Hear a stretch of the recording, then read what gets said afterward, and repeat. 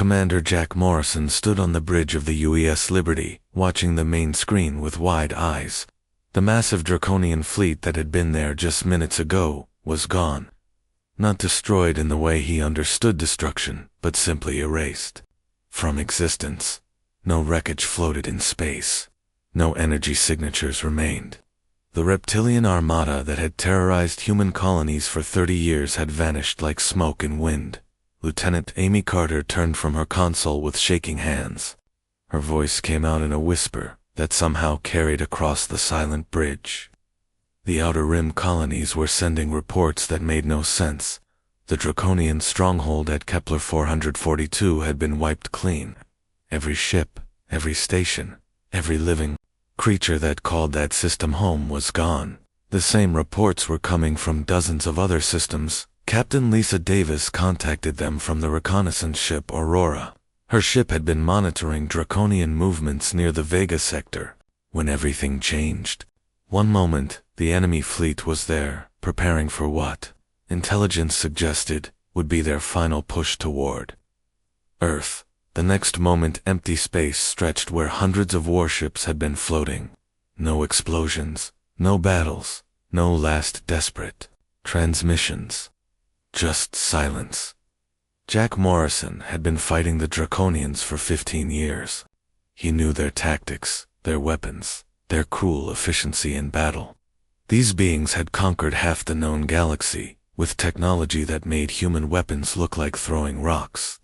Their plasma cannons could crack moons in half. Their shields could deflect anything humans could throw at them. Their mile-long dreadnoughts carried enough firepower to sterilize entire worlds. Yet something had destroyed them all in less than 6 hours. Admiral Paul Henderson called an emergency meeting aboard the command station orbiting Mars. Every senior officer in the Earth Defense Fleet received orders to report immediately. The journey from the outer system took Jack Morrison 3 days. During that time, more reports arrived that painted an impossible picture. Intelligence Officer Kate Miller presented the data to the assembled commanders. 37 Draconian worlds had fallen simultaneously across a region of space spanning thousands of light years, not conquered or occupied but completely emptied of life. Every Draconian ship, station, and settlement had simply ceased to exist at exactly the same moment. The timing bothered Jack Morrison more than anything else. Faster-than-light communication was impossible, even with the most advanced human technology. Yet whatever force had eliminated the Draconians had coordinated strikes across vast distances with perfect precision. This suggested technology far beyond anything humans or Draconians possessed. Dr. Ryan Cooper from the Xenobiology Department tried to make sense of the biological evidence. Draconian genetics were different from any Earth-based life. They had evolved on high-gravity worlds, under different stars. Their DNA used different base pairs. Their blood was copper-based, rather than iron-based.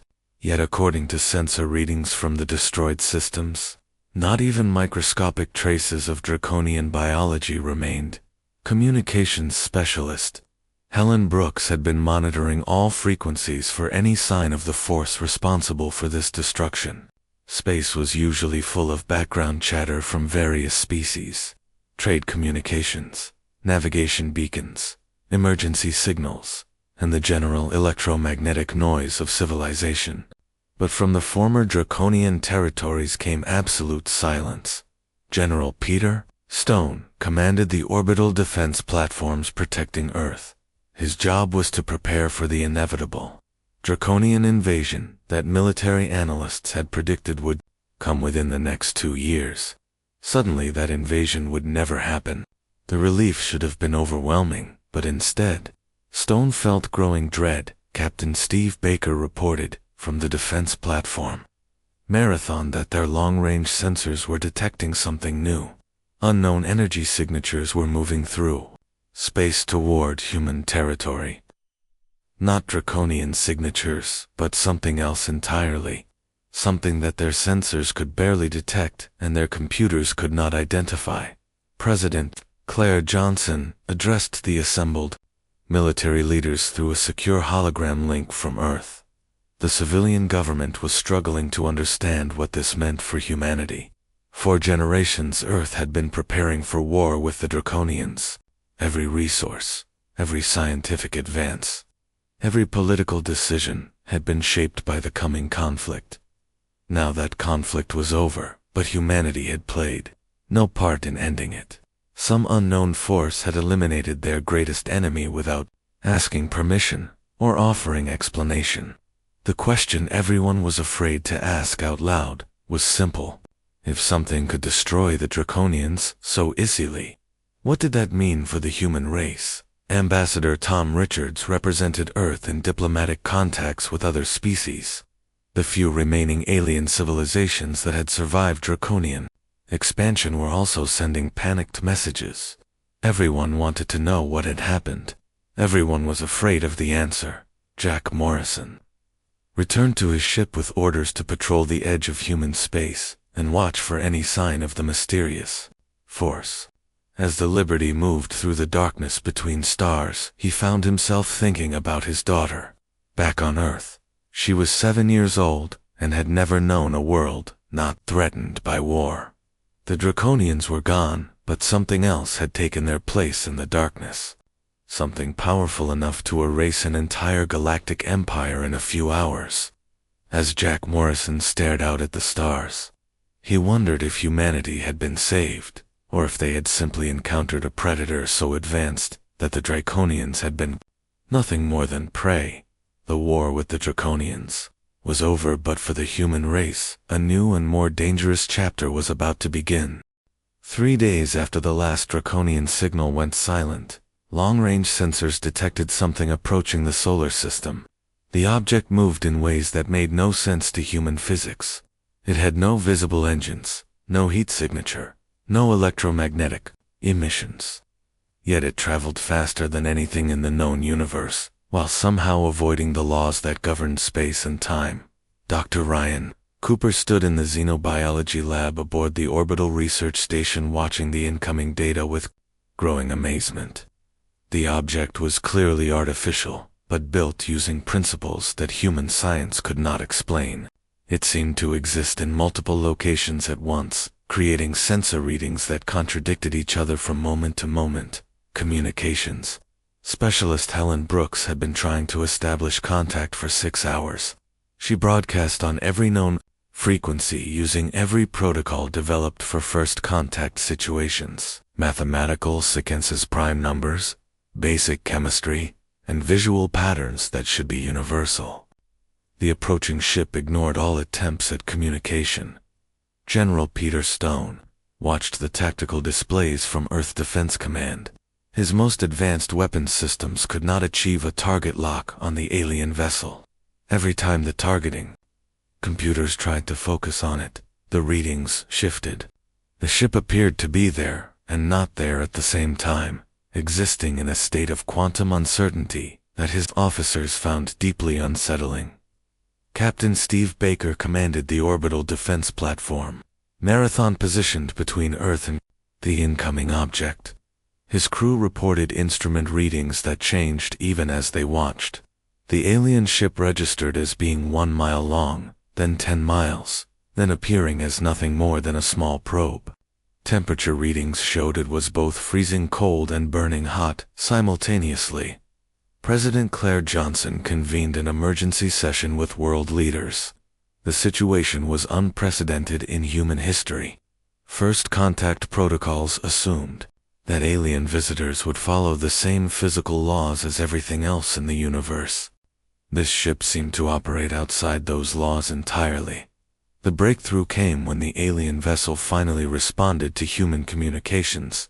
Helen Brooks was broadcasting a simple mathematical progression when her equipment suddenly came alive with an incoming signal.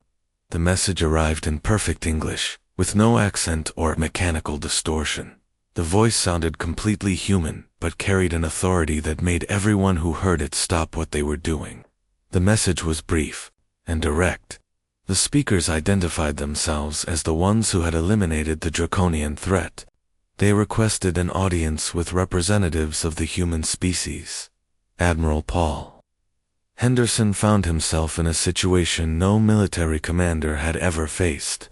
How do you negotiate with beings whose technology was so advanced that they could erase entire civilizations? How do you prepare for a meeting when the other party could apparently ignore the basic laws of physics? Ambassador Tom Richards had spent his career preparing for diplomatic contact with alien species. He had studied every theoretical scenario, every possible protocol, every potential challenge. None of his training had prepared him for this. The beings approaching Earth had demonstrated power on a scale that dwarfed anything in human experience. Captain Lisa Davis reported from the reconnaissance ship Aurora that the alien vessel was now holding position just outside the orbit of Pluto. It had somehow traveled from the edge of the solar system to that location in less than an hour. The physics of such movement should have required more energy than a star produced in a lifetime. Dr. Cooper assembled his team of xenobiologists, linguists, and cultural specialists to prepare for the encounter. The fact that the aliens spoke perfect English suggested they had been monitoring human communications for some time. This raised disturbing questions about how long they had been watching, and what else they might know about human civilization. General Stone authorized the construction of a neutral meeting site aboard the diplomatic vessel Horizon. The ship was positioned in open space halfway between Earth and the alien vessel. Every precaution was taken to ensure the meeting would be safe for human representatives while showing respect for the clearly superior alien technology. Helen Brooks continued monitoring communications as the meeting was arranged. The aliens provided specific coordinates and timing with precision that suggested they understood human technology better than humans did themselves. They seemed to know exactly how long it would take for the Horizon to reach the designated meeting point. Jack Morrison received orders to escort the diplomatic mission with a small fleet of Earth's most advanced warships. Everyone knew the escort was purely ceremonial. If the aliens could eliminate the Draconian Empire in hours, human weapons would be useless against them. The escort was more about human dignity than actual protection. As the Horizon approached the meeting coordinates, Captain Steve Baker reported that the alien ship was changing. The quantum uncertainty that had surrounded it was stabilizing into a more conventional appearance. It now appeared as a sleek vessel roughly twice the size of the largest human dreadnought. President Johnson authorized Ambassador Richards to offer whatever cooperation the aliens requested. The beings who had eliminated the Draconians clearly possessed the power to do the same to humanity. The hope was that their destruction of humanity's greatest enemy indicated friendly intentions. Dr. Cooper made final preparations for the most important scientific encounter in human history. His instruments were recording everything, but the readings still made little sense. The alien ship seemed to be constructed from materials that changed their properties based on observation. Even looking at it through sensors seemed to alter what they were seeing. As the moment for first contact approached, Helen Brooks detected additional energy signatures throughout the solar system. The aliens had not come alone. Hidden vessels were positioned near every major human settlement, watching and waiting. The meeting aboard the Horizon would determine whether humanity had found new allies or new masters. The human delegation prepared to meet beings whose power dwarfed their greatest nightmares and their wildest dreams. In a few hours, they would learn whether the elimination of the Draconians had been an act of salvation or simply the changing of the guard. The alien delegation materialized aboard the Horizon without using any visible transportation method. One moment the meeting chamber was empty, except for human representatives. The next moment, three beings stood before them as if they had always been there. Ambassador Tom Richards felt his breath catch in his throat as he stared at creatures that looked almost human, but somehow wrong in ways his mind struggled to define. The leader appeared to be a woman with features that could have belonged to any human population. Her skin was pale, but not unnaturally so. Her hair was dark and fell to her shoulders in a style that would not have looked out of place on Earth. Yet her eyes held depths that seemed to contain thousands of years of experience and knowledge. She spoke in the same perfect English they had heard over the communications system, but now Richards could see her lips moving in perfect synchronization with the words. There was no delay, no translation device, no mechanical assistance. She simply spoke their language.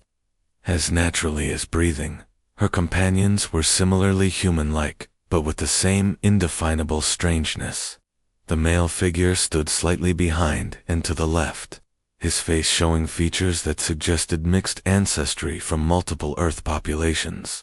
The second female had red hair and freckles that would have been common in Ireland, yet her bearing suggested authority that came from sources beyond human experience. Dr. Ryan Cooper activated his recording equipment and began taking detailed observations. The beings registered on his sensors as human in every measurable way. DNA scanners detected the familiar double helix structure. Temperature readings showed normal body heat. Yet deeper scans revealed cellular structures that seemed to exist in multiple quantum states simultaneously. The leader introduced herself as Vera, and her words sent shockwaves through every human present. She claimed to represent the Terran Commonwealth, a name that suggested connection to Earth, but from a source that transcended current human civilization. Her companions were Marcus and Alina, names that sounded completely familiar, yet carried weight that human names should not possess. General Peter Stone stepped forward with questions about their technology and military capabilities. He needed to understand the threat level and defensive requirements for Earth. Vera smiled with an expression that seemed both sad and proud as she began to explain something that challenged every assumption about reality. The three beings claimed to be human descendants from 30,000 years in the future. They represented not an alien species, but what humanity would eventually become through evolution, technology, and expansion across time itself. The ship that had brought them operated outside normal space-time, using principles that future humans had developed through millennia of scientific advancement. Chief Scientist Nancy White struggled to process the implications of temporal mechanics and causality paradoxes. If these beings were truly from the future, their presence in the current timeline should create logical impossibilities. Vera explained that their technology existed in quantum superposition, allowing them to interact with past events without creating the paradoxes that classical physics predicted. Marcus spoke for the first time, his voice carrying the same authority as Vera, but with undertones that suggested vast experience in military matters. He explained that the Draconian Empire had not been destroyed but prevented from ever existing. Future humans had traced the timeline threads and identified the exact moment when Draconian expansion could be stopped without affecting other species. The revelation that disturbed Ambassador Richards most was the casual way Marcus discussed editing reality. These future humans spoke of altering the past as if it were no more significant than correcting a typing error. They had eliminated an entire species and restructured galactic history to prevent what they described as a dark age that would set back human development for thousands of years. Alina stepped forward to address the growing alarm on human faces. She explained that this intervention was not the first time future humans had influenced their own past. Throughout human history, key moments had been subtly guided to ensure that the species developed along optimal paths toward their eventual transcendence. Dr. Cooper asked direct questions about the nature of time travel and its effects on free will. Alina smiled with genuine warmth as she explained that human choices remained free within the parameters that future humans had established. The interventions were designed to prevent species-ending catastrophes while allowing normal cultural and individual development to proceed naturally. Captain Lisa Davis had been monitoring communications from the Aurora and reported that similar conversations were taking place at other locations throughout human space. Future human delegations were meeting with leaders of every major Earth colony and military installation simultaneously. The revelation was being shared with all of humanity at once. Vera began describing the future that awaited human civilization, expansion across the galaxy, the development of technologies that would seem like magic to current humans, and eventually the mastery of time itself. She painted a picture of human descendants becoming guardians of causality, protecting younger species from threats that transcended normal space and time.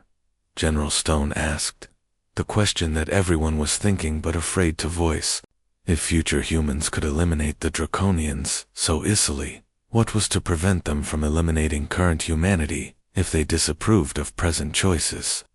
Vera responded with an expression of infinite patience and explained that they could not harm their own ancestors without ceasing to exist themselves. The three beings began displaying holographic images that showed potential future timelines. In some versions, humanity destroyed itself through war or environmental collapse. In others, alien species conquered Earth before humans developed adequate defenses. The current timeline represented the optimal path toward the future that Vera and her companions represented. Marcus revealed the most disturbing information of all. The Draconian threat had been only the first of many challenges that would test human civilization. Other species, other empires, and other forces existed in the galaxy that posed even greater dangers. Future humans had eliminated the Draconians to give their ancestors time to develop the strength needed for greater battles ahead. As the meeting continued, Ambassador Richards realized that First Contact had become something far more complex than anyone had anticipated. Humanity had not encountered aliens, but rather their own children, returning from a future that depended on choices made in the present moment. The responsibility was overwhelming, and the implications stretched far beyond anything human civilization was prepared to handle. The future humans presented Earth with an offer that sounded like salvation, but carried conditions that made every government leader nervous. Vera explained that they could share technology that would accelerate human development by thousands of years, solving every energy crisis, disease, and resource shortage that plagued the species. The catch was that humanity had to prove they were ready for such power. Dr. Jennifer Walsh served as President Johnson's chief science advisor and found herself studying technical specifications that challenged every law of physics she understood. The offered technology included faster-than-light travel systems that could cross the galaxy in days, quantum manipulation devices that could restructure matter at the molecular level, and energy generators that tapped directly into the fundamental forces of the universe. Colonel Sam Parker represented military interests in the ongoing negotiations and argued strongly for accepting the technology immediately. He pointed out that other threats existed in the galaxy, and humanity needed every advantage possible to survive. The future humans had eliminated the Draconians, but other hostile species remained that could pose similar dangers to Earth and its colonies. However, philosopher and ethicist Dr. Mary Johnson warned against rushing toward technological advancement without corresponding social evolution. She presented historical examples of civilizations that had collapsed when they gained access to technologies they were not prepared to handle responsibly. The future humans seemed to agree with her concerns. Marcus explained that their ancestors had made similar mistakes during their own development. Early access to advanced technology had nearly destroyed human civilization multiple times. Before they learned to balance scientific progress with wisdom and ethical development, the current generation of humans needed to demonstrate they could avoid those same mistakes. The test they proposed was elegant in its simplicity and terrifying in its implications.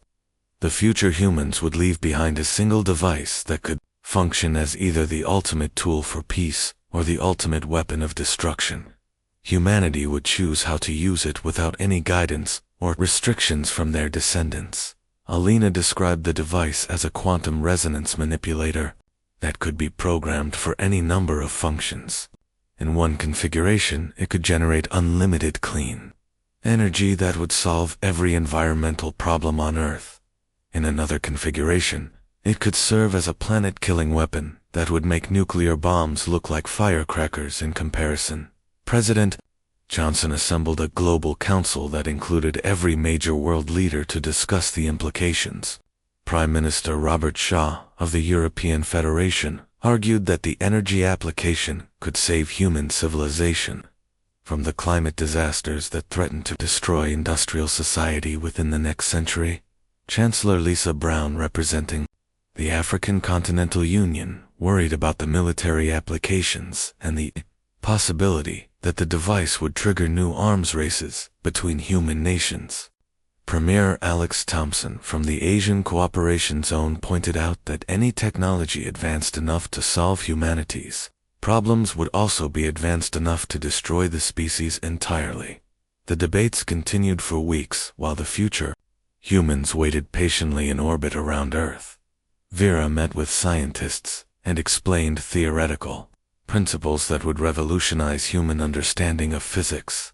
Marcus consulted with military leaders about galactic threats that humanity would eventually face. Alina worked with philosophers and ethicists to discuss the moral implications of transcendent technology. Dr. Cooper led research teams studying the quantum resonance manipulator that the future humans had provided for examination.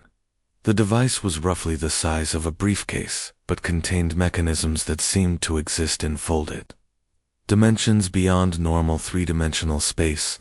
Every attempt to understand its internal workings revealed new layers of complexity. Captain Steve Baker reported from the defense platform Marathon that the device was responding to human emotions and intentions in ways that seemed impossible. When researchers approached it with peaceful intentions, it generated harmless energy patterns. When they considered its destructive potential, dangerous radiation levels began to increase. The discovery that the device responded to human consciousness rather than simple programming changed everything about the debate. Ambassador Richards realized that the test was not really about choosing between different applications of the technology. The test was about what kind of beings humans would choose to become when given unlimited power. Helen Brooks monitored global communications and reported that the debate was creating divisions within human society that threatened to tear apart the unity that had developed during the war against the Draconians. Some groups demanded immediate access to the technology, while others called for its complete rejection.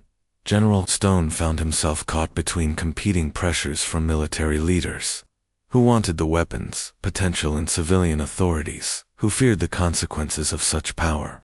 The device remained neutral, but increasingly unstable, as human emotions around it became more intense and conflicted.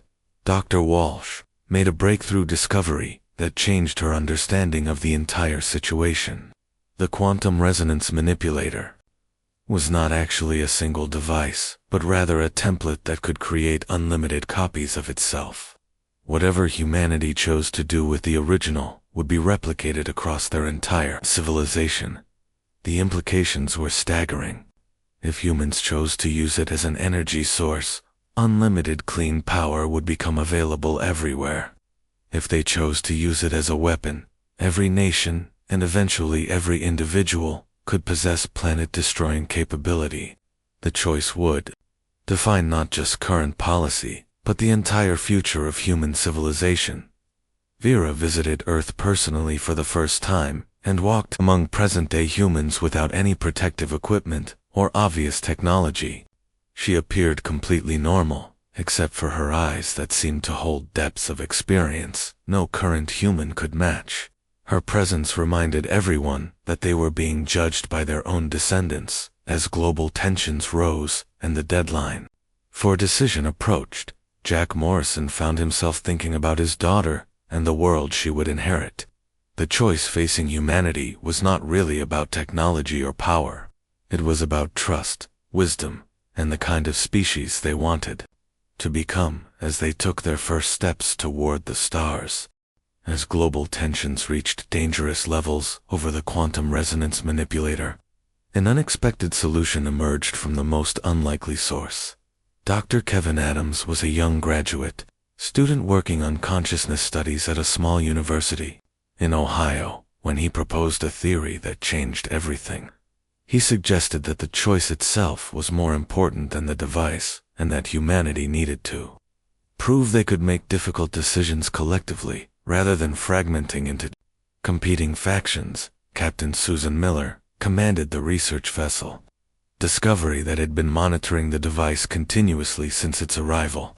Her instruments detected something remarkable happening as Adams published his research, and the idea spread across global communication networks. The quantum resonance manipulator was beginning to change in response to shifting human consciousness. The breakthrough came when ordinary citizens around the world began organizing independently of their governments. Maria Santos, a teacher in Brazil, started a movement focused on human unity rather than any specific use of the alien technology. Bill Anderson, a farmer in Kansas, organized similar groups throughout rural America. Within days, millions of people were participating in what became known as the Unity Project. The movement had no central leadership, no political agenda, and no specific demands regarding the alien device. Instead, participants focused on acts of cooperation and compassion in their daily lives.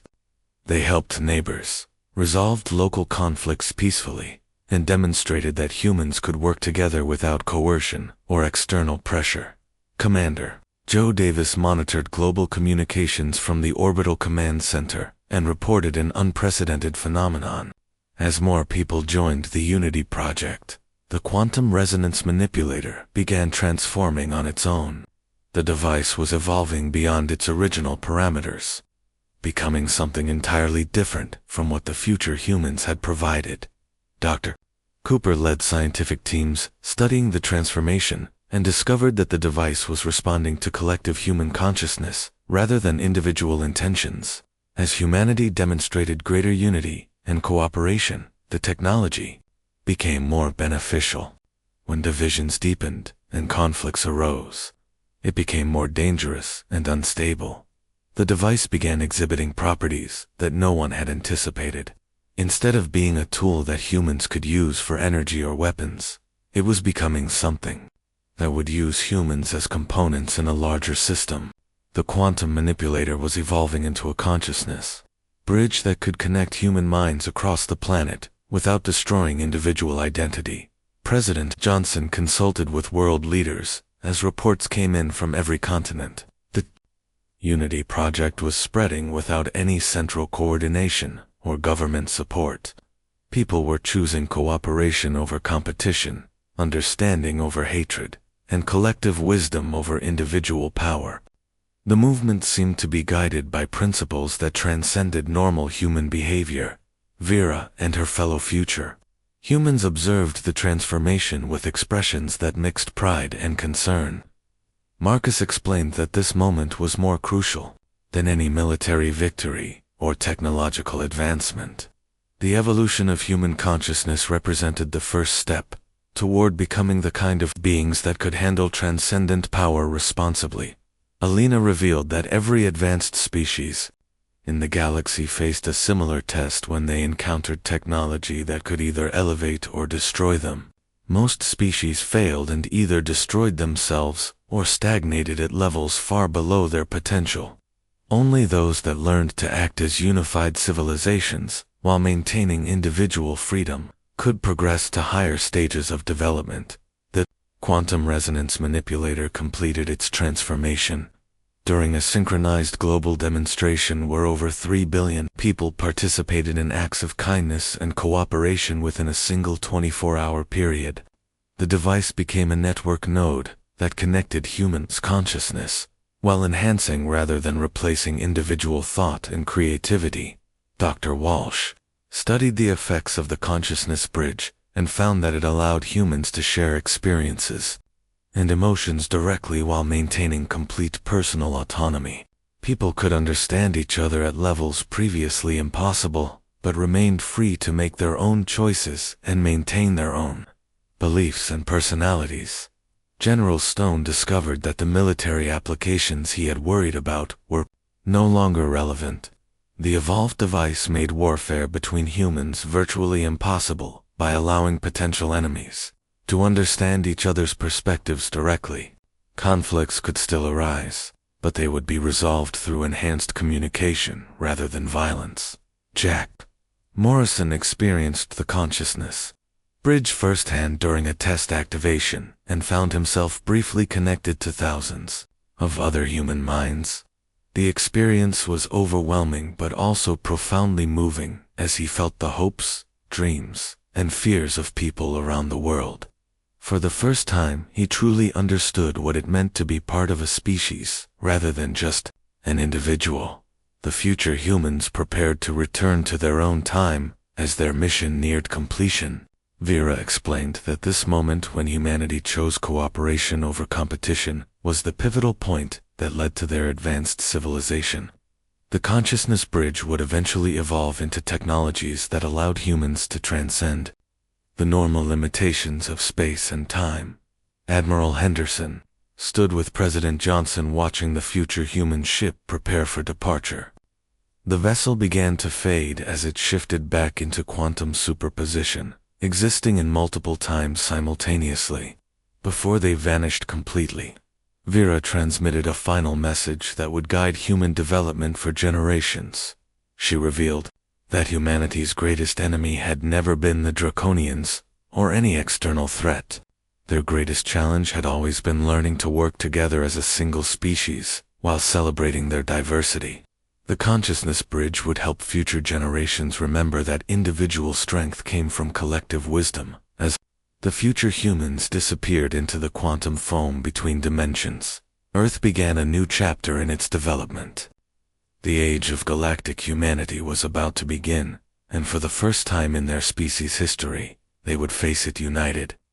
The consciousness bridge spread across human space, connecting colonies and settlements in a network of shared understanding that would guide them through the challenges ahead.